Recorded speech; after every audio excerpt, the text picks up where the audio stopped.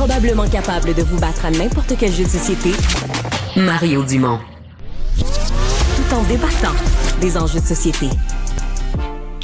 C'est un enjeu hyper compliqué, la sécurité dans le métro, lorsque les gens qui menacent, en tout cas, le sentiment de sécurité, peut-être pas toujours la sécurité, mais certainement le sentiment de sécurité, sont des gens qui n'ont pas d'ailleurs, sont des gens qui sont sans-abri. Hier, on parlait avec quelqu'un qui travaille dans le domaine des sans-abri qui disait, ouais, on les reconduit, la sécurité les reconduit à la porte, ben il n'y a pas de place où aller. En même temps, t'as un métro, là, c'est pas un abri pour itinérants. Il faut que ce soit un endroit pour les gens qui veulent prendre le métro et qui n'aient pas peur de le prendre. Eric Allen Caldwell, président du CA, de la Société des transports de Montréal, de la STM, a eu à jouer là-dedans. Monsieur Caldwell, bonjour. Bonjour, M. Dumont. Et là, hier, avec la police, avec la mairesse, vous avez tranché. On ne traîne plus dans le métro, on ne flâne plus. Ben, c'est-à-dire, comme vous le disiez là en introduction, on cherche l'équilibre. Là. On cherche l'équilibre entre la bienveillance puis la solidarité envers les plus vulnérables, et d'une part, puis d'autre part, mais la sécurité des gens qui prennent le métro. Le métro, on veut que le métro soit ouvert et là pour tout le monde. Mais s'il y a des gens qui se sentent plus en sécurité dans le métro, qui ne veulent plus le prendre, c'est le cas présentement. Et c'est le cas présentement. Et nos enquêtes de satisfaction, marketing, clientèle montrent que un client sur deux se sent moins en sécurité dans le métro. Alors, ça, c'est ceux qui le prennent encore. Vous êtes plus capable de sonder ceux qui le prennent encore, mais oui, je sais. Mais on fait quand même 800 000 déplacements par jour dans le métro. Là. Juste en termes de nombre, là, on fait autant de déplacements dans le métro à chaque jour que les 5 ponts, que 2 fois les 5 ponts de la Rive-Sud réunis. Là. Donc, il y a beaucoup de monde qui prennent le métro. Et c'est important de garder l'attrait du métro et de trouver cet équilibre-là. Puis vous savez, souvent, les gens qui prennent le métro, un peu comme dans le ton de votre introduction, leur réflexe, c'est pas de dire, ben, on veut que ces gens-là soient à la porte. Leur réflexe, c'est de dire, on veut que ces gens-là aient des soins, là. On veut qu'on prenne charge de ces gens-là parce que ça n'a pas de bon sens qu'ils se retrouvent dans le métro. Puis c'est un réflexe que la plupart de nous, clients du métro, avons. Puis c'est un appel qu'on fait en même temps, là. Comme mais moi, je suis pas un régulier, Mais moi, je suis pas un régulier, mais je le prends, là, tu sais, pour aller au centre, je le prends. Puis, tu sais, bon, tu sais, comment je dirais ça? Tu sais, je suis un gars, je mesure 6 pieds, là, tu sais, puis je pèse 200 livres. Tu sais, bon, il peut m'arriver quelque chose, mais des fois, je me dis, si j'étais une dame là, de 75 ans, puis que je mesurais 5 pieds 1, tu comprends, puis que j'ai plus beaucoup de force physique, puis j'ai une... Ben, c'est quelqu'un, là, justement, quelqu'un de 6 pieds, 200 livres, qui est un peu perdu dans le métro, qui crie, qui se déplace, tu sais pas trop ce qu'il va... Ben, c'est sûr que ça t'inquiète. Je veux dire, c'est comme c'est une évidence, là, tu sais, puis c'est plein, là, excusez-moi, mais c'est plein. Les gens, santé mentale, drogue, les deux mélangés, tu sais, bon, des gens qui traînent, des gens qui dorment, ceux qui dorment. Mais tu sais, c'est... Moi, il est arrivé quelquefois de le prendre et de me dire, mais je suis où? On est au tiers-monde de la misère humaine. Sincèrement, ça pouvait pas durer, là.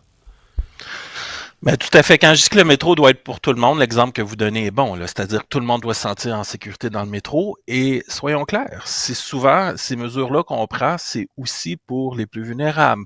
Et des clientèles, il y a des clientèles qui sont plus souvent attaquées, on va se le dire. Les femmes, les gens plus faibles, les minorités visibles sont plus souvent attaquées.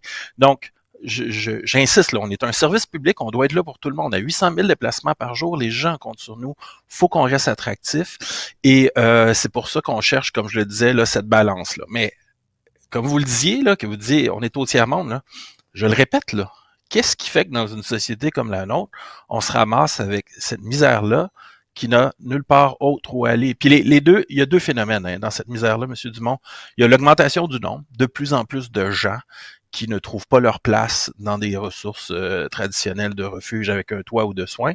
Puis il y a des cas plus lourds également, à cause de la gravité des drogues d'aujourd'hui, couplé à des problèmes de santé mentale. On a un portrait de l'itinérance qui est pas le même que celui qu'on avait il y a 10 ans. Il y a toujours eu de l'itinérance dans le métro, on se le cachera pas, là, mais c'était une itinérance avec laquelle la cohabitation était plus facile à l'époque qu'aujourd'hui, principalement à cause des drogues. Mais là, Mais là, vous êtes le responsable du transport en commun, mais vous faites partie d'une ville, là, plus largement, comme responsable de la ville. Mettons que vous enlevez votre chapeau strictement de transport en commun. Ouais. La ville de Montréal fait quoi avec cette misère humaine-là? Ou est-ça qu'on la transfère? On se dit, ben ça, c'est la responsabilité de la santé et des services sociaux. On la transfère au gouvernement du Québec?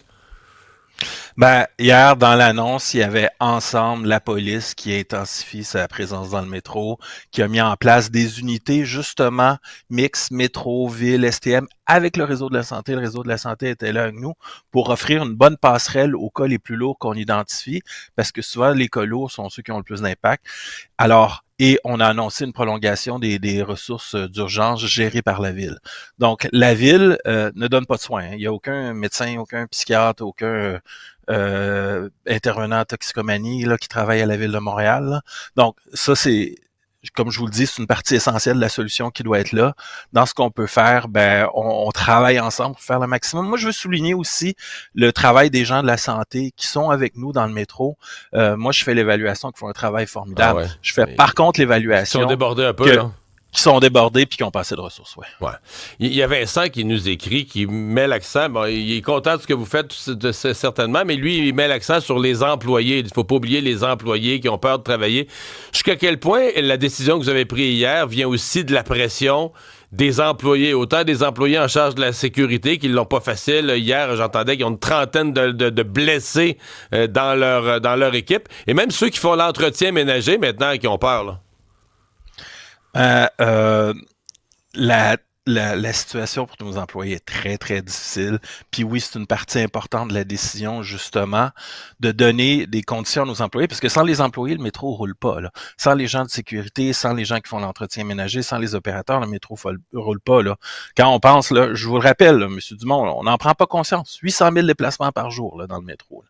Quand on prend conscience de toute la force de travail qui est nécessaire pour ça,